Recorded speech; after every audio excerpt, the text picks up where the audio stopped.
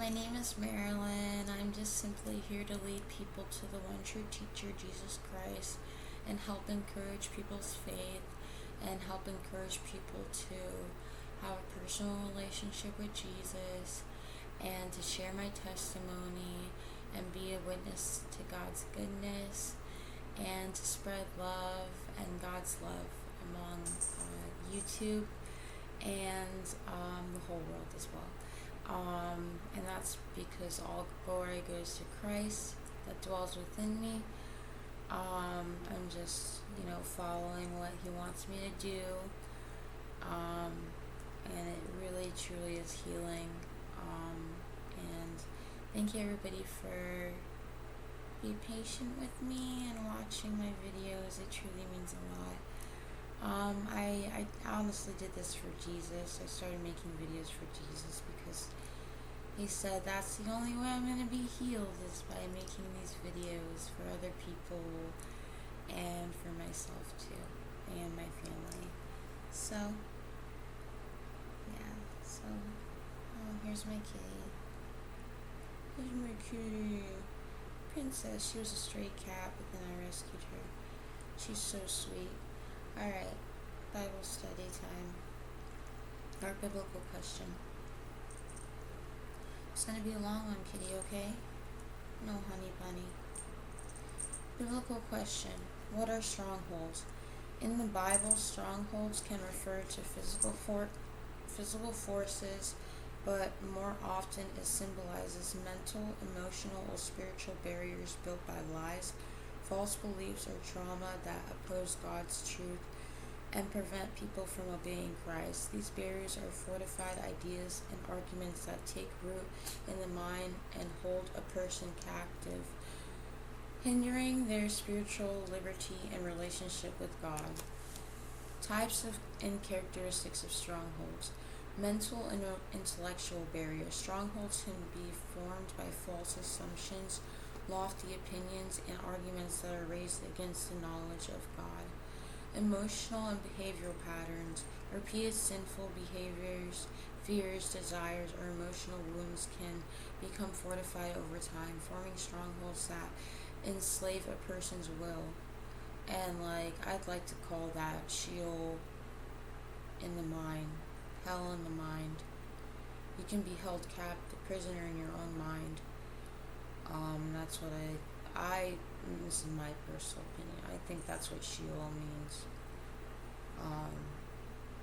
There would be gnashing of teeth when you are going through a lot and you're sinning a lot and you're going through a lot. God's trying to get your attention. There will be gnashing of teeth. People have mental breakdowns until they finally find the Lord. You know what I mean? When they have nobody else to depend on but Jesus.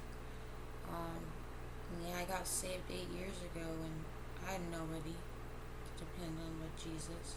So that's how I became so close to Him. Because literally, he was my best friend, and I just spent the whole entire day just studying my Bible. So I had to know Him. He was my everything. He's my love of my life. But anyways, back to this. I'm sorry for rambling on. I just have so much information to talk about Jesus and everything else, and the gift of salvation and all that good stuff. So belief systems. These are often rooted in lies believed about oneself, God, or others, creating a strong grip that motivates against God's will. How strongholds function. Impending knowledge of God. They serve to keep people from clearly understanding and receiving God's truth and promises. Preventing spiritual growth. By solidifying these negative patterns of thoughts and behaviors, strongholds impede spiritual growth and freedom. Keeping people captive. They exert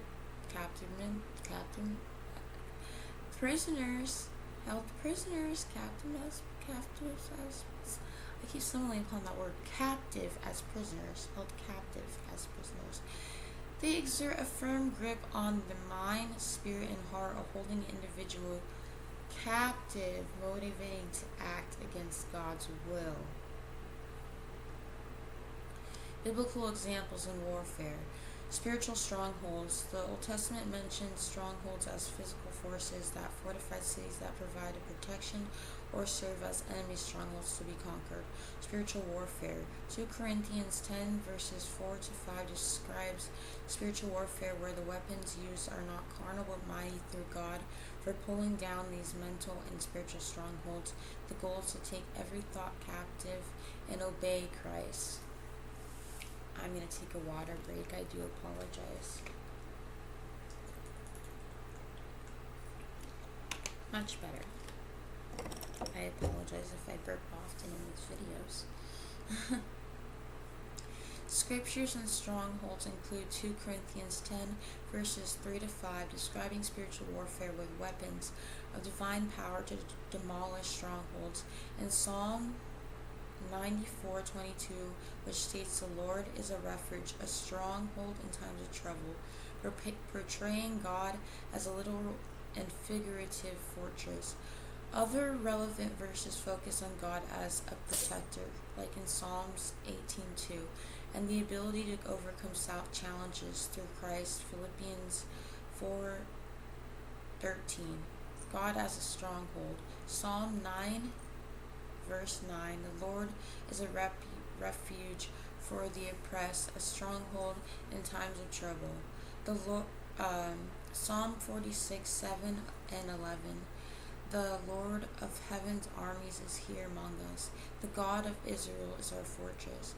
Psalm 18:2, the Lord is my rock, my fortress, and my deliverer, in whom I take refuge, my shield, and the horn of my salvation. My stronghold.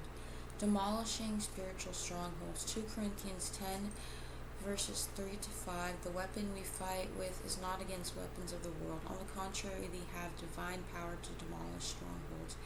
We demolish arguments and even pretension that sets itself up against the knowledge of God, and we ought to take captive every thought to make it obedient to Christ.